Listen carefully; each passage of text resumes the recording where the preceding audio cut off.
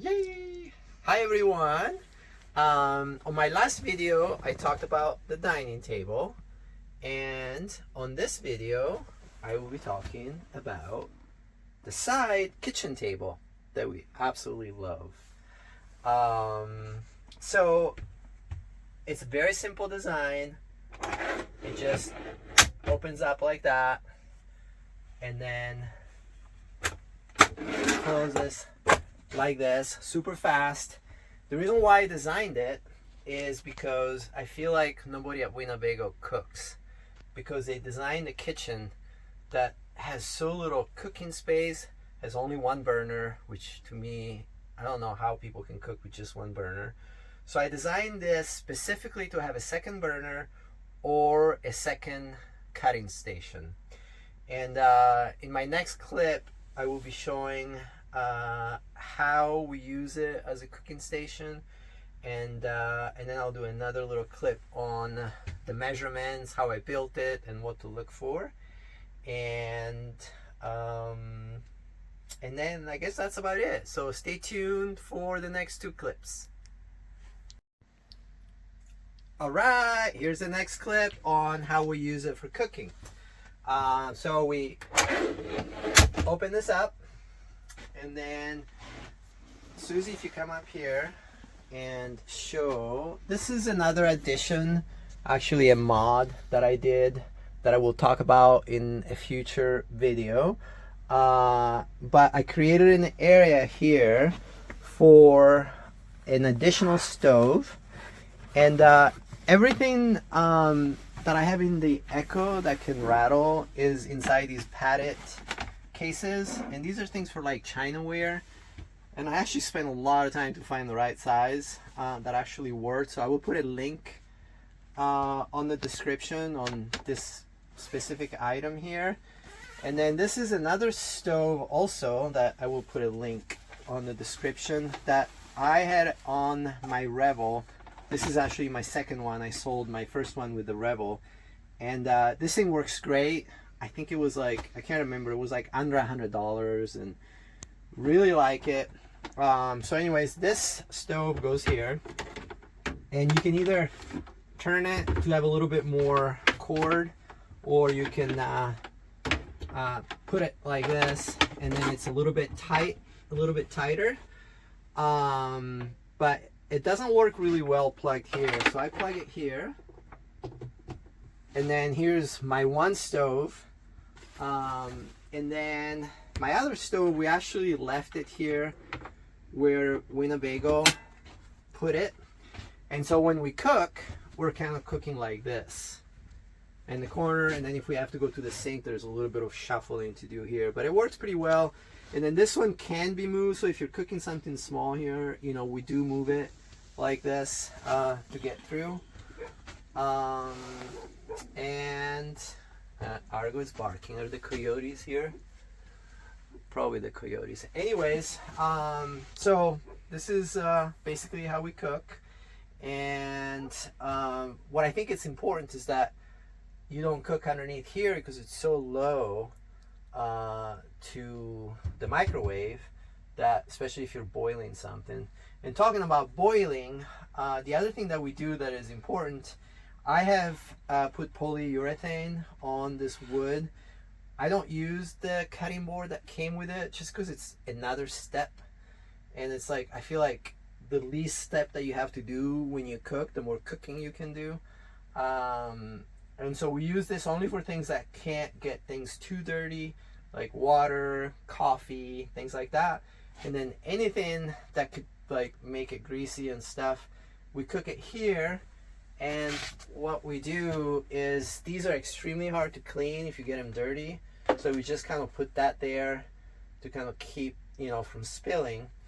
And I think that's about it about cooking. And in the next clip, I will talk about the construction and the things to look for if you decide to do it. I talked about color and the staining on the other one. Maybe I'll talk about that too, just briefly, but I did have kind of like I talked about, you know, what I did to make the yellow and stuff like that. So stay tuned if you want to build one. I'll give you measurements and a little description on how I made it. And we are back with the construction of this table.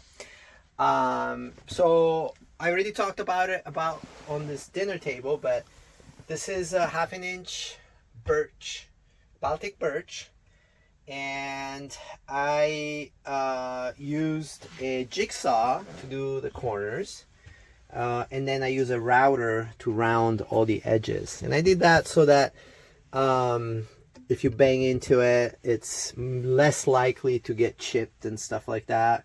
And then the color, which I've done in all the mods that I did here, I did everything in this yellow, this bright yellow, just to add a little color to the Ekko, which I feel like is a little bit dull. It's a little bit too gray for me. It's a semi-solid stain, and you can see it really nicely on this table. It's really pretty. The way you can see the grain and the color. This came out really nice. Also, I use polyurethane on this one. I mean, all of them, but this the coat on this one came out really nice. This is probably the one that came out the best as far as like craftsmanship. And then these brackets, and again, I will be putting a link on my description. There are stainless steel brackets, which is very important to me because in Baja everything rusts, so it's really good to have stainless steel. And I actually painted them black because I'm a little bit too much of a perfectionist. And Susie can probably tell you a little bit about that, but don't do it now. So anyways, the other thing that I did, I put a trash can here. And the trash can is on Velcro, and we really like the trash can here because before it was like going everywhere. And so the table and the trash can kind of work together because I designed both so that I can open it and close it with the trash can there without having to take the trash can out.